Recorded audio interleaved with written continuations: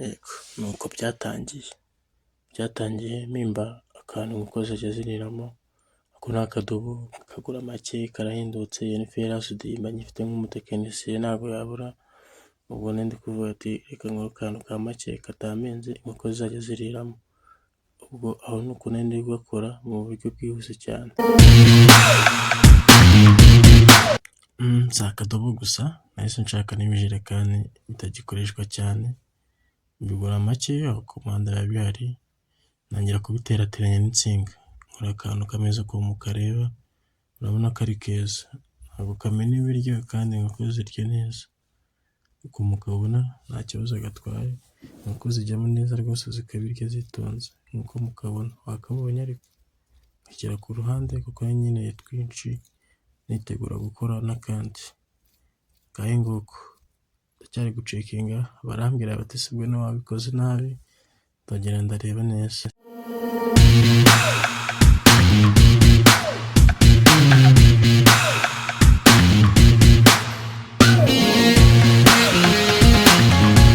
Bidatinze mfashijwe na sister wanjye njya gushaka ibarizo byihuse, aho hepfo riba rihari, hari ababarizira turizana ako kanya, ntangira gushyira aho inkoko zanjye zaba ziri. Iyo ni inzu nahisemo kugira ngo zibe ziri, urabona ko hari urumuri, kiba kitu kabisa hameze neza, ndi kuhamena ibarizo mfashijwe na sister wanjye, kugira ngo inkoko niziza zizasange aho zigiye hameze neza. Urabona ni ukuvuga ngo inkoko zigomba kuba ahantu hameze neza, hasukuye, hatari amazi, hatava kandi hashyushye. Ubwo rero ndi kuzitegura no kujya kuzizana, ngo ubundi ntangire bizinesi, ntangire umushinga utoroshye, umushinga ariko ushoboka. Ngahe nguko, aho ngaho rero ibarizo ryari ryabaye ibarizo, turi kurikwiza hose kugira ngo hatagira hasigara.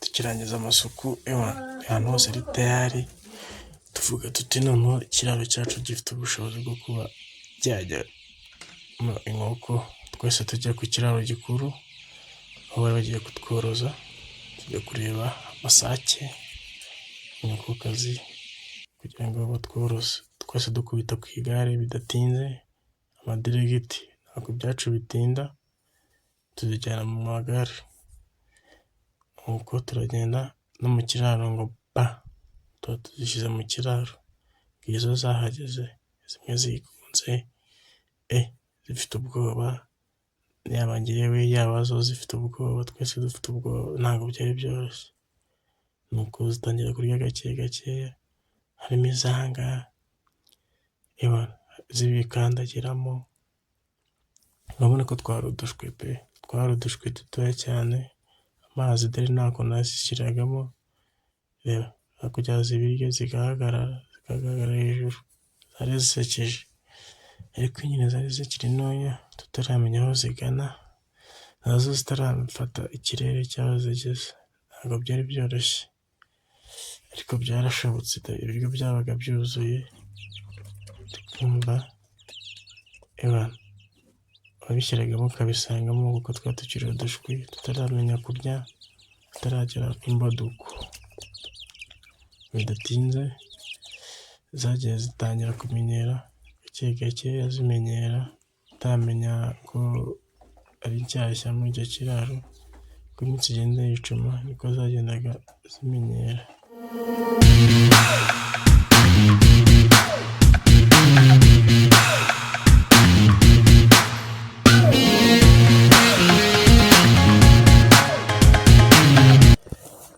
iminsi mike ubushobozi bugenda buboneka, nahise ngura ibyo mubonaho, izo ngizo bazita dirinka, zifashisha ugaburira uha amazi inkoko, hanyuma zinywa neza kandi ntizanduze.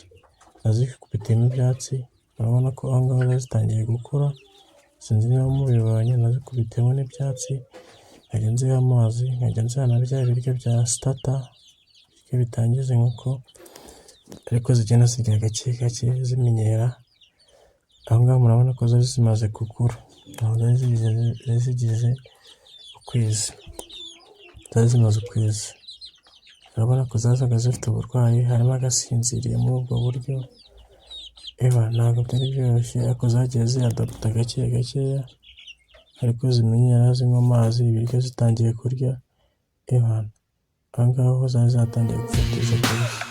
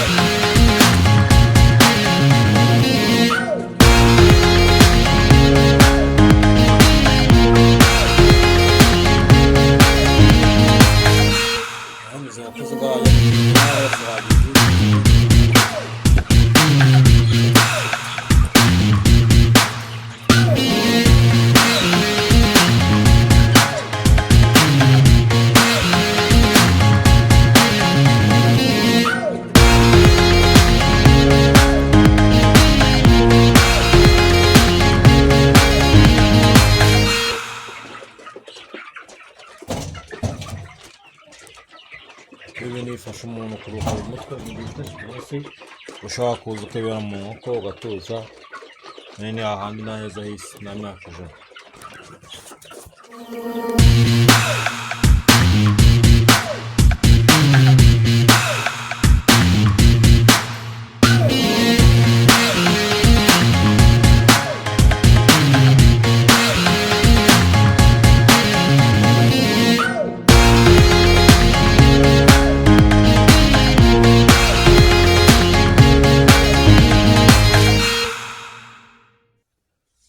Nk'uko mubibonye aho ngaho icyizere cy'uko inkoko zizabayeho, inkoko zakuze, cyari gihari, kandi mu bigaragara zari inkoko nziza z'ibirwano, nk'uko muzibona kwihangana biba byazinaniye iyo zibonye ibiryo, iyo zibonye amazi, ibintu byose aba ari sawa, ziba zibijyamo zikabirya bigashira, apana bya bindi byo kuvuga ngo ibiryo ngo bisizemo, burya nushyira ibiryo mu kiraro wagaruka ukabisangamo ujya umenya ko ikiraro cyawe cyuzuyemo uburwayi butandukanye.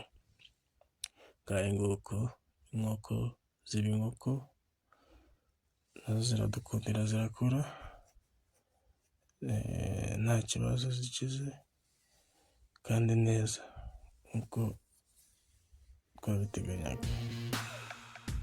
Bwiza urabona ko uko bukeye uko bwije day by day inkoko zigenda zikura ariko zirushaho kunywa amazi neza nta kibazo urabona ko zitoshye.